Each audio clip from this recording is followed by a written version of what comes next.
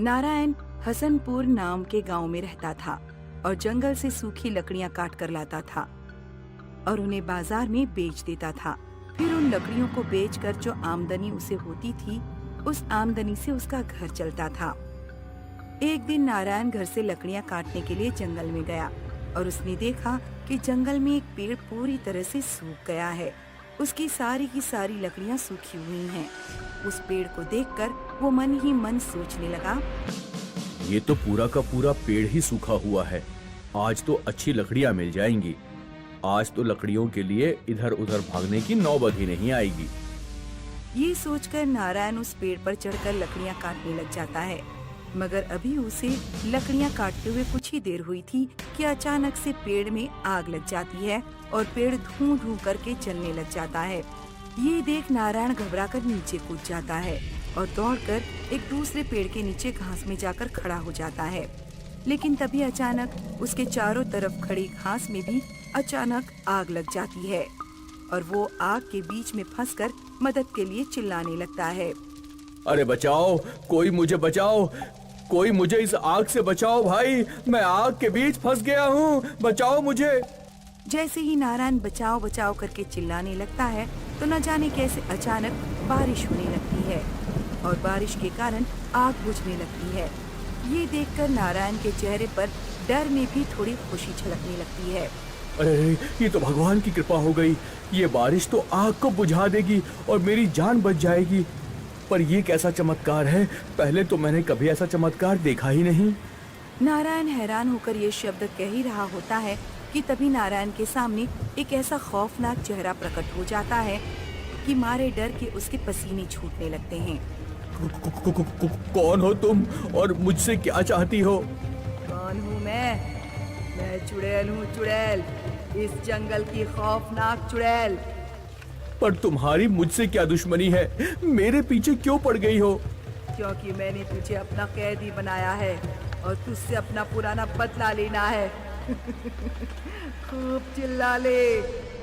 ये कहकर चुड़ैल कुछ देर तक नारायण की तरफ देखती रहती है और फिर अपने हाथ की उंगलियों को घुमाते हुए नारायण को अपने पास बुलाने लगती है। आजा आजा आजा आजा मुर्गा बन जा, आजा आजा मुर्गा बन जा।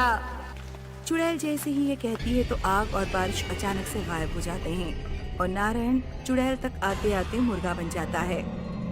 चुड़ैल मुर्गे को उठाकर अपने घर ले आती है और नारायण को फिर से आदमी बनाकर अपने कैद में बंद कर देती है। उसके बाद वो अपनी बेटी को आवाज देती है, बेटी अंजना कहाँ हो?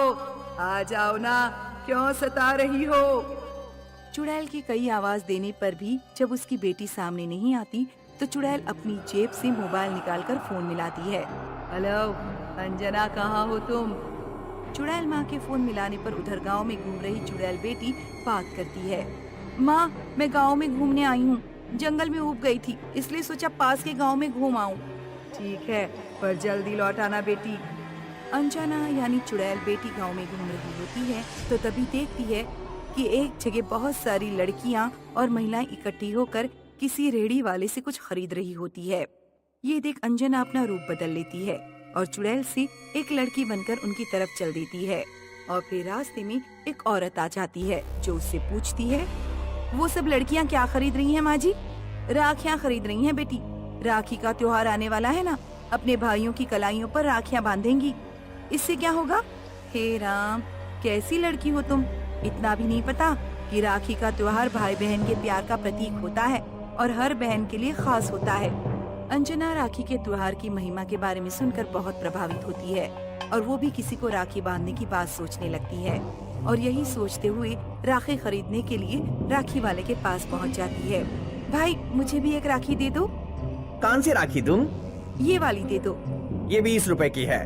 पर मेरे पास पैसे नहीं हैं। दे दो भाई, बच्ची के पैसे मैं दे देती हूँ। इस तरह से चुड़ैल की बेटी राखी खरीद लेती है और फिर उस राखी को लेकर घर आ जाती है।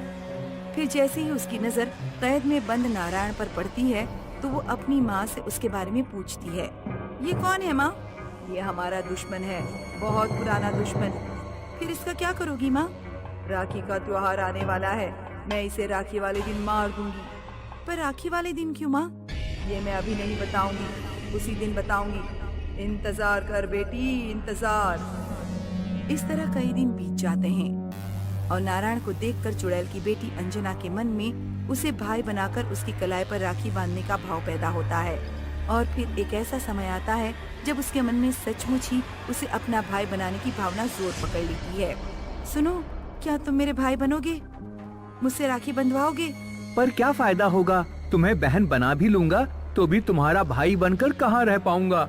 तुम्हारी चुड़ैल माँ तो मुझे मारने की कसम खा चुकी है। तुम मेरे भाई बने तो दुनिया की कोई भी चुड़ैल तुम्हें नहीं मार पाएगी। बहन बनाकर तो देखो, चुड़ैलों का भी ईमान होता है। ठीक है, आज से मुझे अपना भाई समझो। इस तरह चुड़ैल की बेटी में नारायण के लिए भाई का प्यार पैदा हो जाता है और फिर वो अपनी चुड़ैल माँ से नारायण की जान बचाने का संकल्प ले लेती है। फिर जैसे ही रक्षाबंधन यानी राखी का त्योहार आता है तो वो मुंह अंधेरे ही बिस्तर से उठकर नहा धोकर थाली में राखी सजाकर नारायण के पास आ जाती है और उसकी कलाई पर राखी बांधकर उसे कैद से रिहा कर देती है। उस वक्त नारायण को सचमुच चुड़ैल की बेटी अपनी छोटी सगी बहन जैसी लगती है और वो उसे अपने गले से लगाकर खूब प्यार करता है। बहन अगर जिंदा रहा तो तुम्हें कभी नहीं भूलूंगा, तुम्हें अपनी छोटी बहन ही समझूंगा। भाई अब देर मत करो, जाओ जल्दी से निकल जाओ। अंजना के ये समझाने पर नारायण तुरंत वहाँ से भाग निकलने की कोशिश करता है, मगर तभी चुड़ैल वहाँ आ जाती है। कहाँ जा रहा है? आज तुझे मौत के घाट उतारना है और तू भाग रहा है। तेरी क्या दुश्मनी है मुझसे? जानना चाहता है तो ले देख कौन हूँ मैं। ये कहकर चुड़ैल रूप बदल लेती है और नारायण उसका वो रूप देखकर चौंक जाता है। पहचाना, मैं वही हूँ जो अपनी बेटी के साथ नदी में डूब रही थी और तू हमें बचाने के बजाय देख रहा था। मैं तुम्हें बचाने के लिए नदी में कूदा था, पर तुम दोनों अचानक कहीं गायब हो गई। मैंने खूब कोशिश की थी पर तुम मुझे नहीं मिली। तो बताओ इसमें मेरा क्या दोष है? झूठा है तू, पीछे तो मैं अभी मुर्गा बनाकर खा जाऊंगी। ये कहकर चुड़ैल फिर से नारायण को मुर्गा बनाने की कोशिश करती है, मगर फिर बीच में चुड़ैल की बेटी आ जाती है। चुड़ैल क्रोध में भरकर अपनी ही बेटी को मुर्गी बनाकर काटने की कोशिश करती है तो नारायण बीच में आ जाता है। ये मेरी बहन है, इसे मत मारो। तुम चाहो तो मेरी जान ले लो। अपनी बेटी के प्रति नारायण का ये प्यार और बलिदान देखकर चुड़ैल के दिल में दया भाव जाग जाता है और वो अपनी बेटी को दोबारा से लड़की बना देती है और साथ ही नारायण को भी उसके घर जाने देती है।